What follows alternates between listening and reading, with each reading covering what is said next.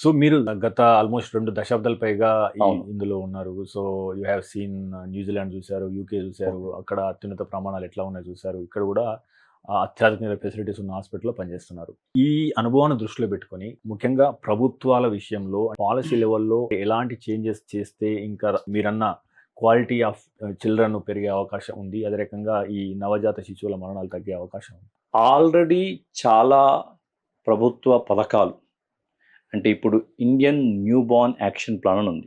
It's a national program. హుహు.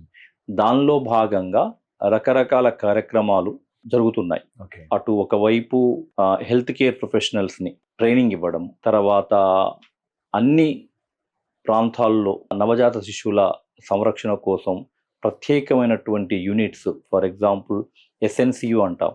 Special care new born unit. ఇవి పెట్టిన తర్వాత చాలా తేడా వచ్చింది. It's one of the success stories of India in health care. Okay. And అలా రకరకాలుగా అయితే ఇటు ప్రభుత్వం, ఇటు ప్రైవేట్ భాగస్వామ్యం 2 కూడా కలిసి పనిచేసినట్లయితే ఇంకా కూడా తగ్గించొచ్చు. అయితే ఇక్కడ ఒక ముఖ్యమైన విషయం. ఒకటి అంటే మనం హెల్త్ విషయంగా తీసుకున్నట్లయితే మనము అంటే రోగం వస్తే నయం చేయడం క్యూరేటివ్ హెల్త్. అవును. సో అంటే వ్యాధి వచ్చింది నయం. అది కాదు కావాల్సింది.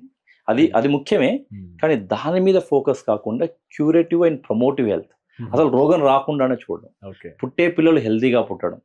పుట్టే పిల్లలకు అటువంటి బలమైనటువంటి పోషకాహారం లభించడం. హ్మ్. టీకాలు ఇవన్నీ కూడా జరిగినట్లయితే ఇంకా పిల్లలు అంటే అది అంటే ఈ పిల్లల స్థాయి నుంచే మొదలైతే రేపటి పెద్దగైనంక తల్లిదండ్రులు అంటే a healthy mother can give a healthy baby. అవును. సో ఆ కాన్సెప్ట్‌లో అయితే ఇక్కడ ఎవరు దీన్ని ఓనర్‌షిప్ తీసుకోవాలి? హ్మ్. అంటే అందరూ సమాజం. ఓకే. సో ఎప్పుడైతే మనం ఈ డాక్టర్ల వరకే ఈ పాలిసీస్‌ని పరిమితం చేస్తే అది అనుకున్నంత ఫలితాలు ఇవ్వకపోవచ్చు. హుహు. మీరు కేరళ వెళ్లి చూస్తే అక్కడేమి అత్యాధునికమైనటువంటి సదుపాయాలు ఏమీ లేవు. కానీ అందరూ భాగస్వాములవుతారు. హుహు. అందరూ అంటే they are lessons from Kerala అనేటువంటి ఒక చాప్టరే ఉంది. ఒక సోషల్ అండ్ ప్రివెంటివ్ మెడిసిన్‌లో. ఓకే. అంటే మన పక్కనే ఉన్నారు వాళ్ళు. సో ఆఫ్‌కోర్స్ వాళ్ళకు ఇంప్రూవ్ చేసుకున్నటువంటి పరిస్థితులు ఉన్నాయి. బట్ ఓవరాల్ అంటే ప్రజానీకం అంతా కూడా ప్రజలందరూ కూడా ప్రతి ఫ్యామిలీ కూడా వాళ్ళు హెల్త్ కాన్షియస్‌గా ఉండి ఏ రకంగా బిడ్డల్ని పెంచాలి? ఏ రకమైనటువంటి వాళ్ళు మొదటి నుంచి కూడా కొంచెం ప్రోగ్రెసివ్ లిబరల్ థింకర్స్. హుహు. కాబట్టి వాళ్ళ హెల్త్ కేర్ చాలా అంటే మిగతా వాళ్ళతో పోలిస్తే చక్కగా ఉంది.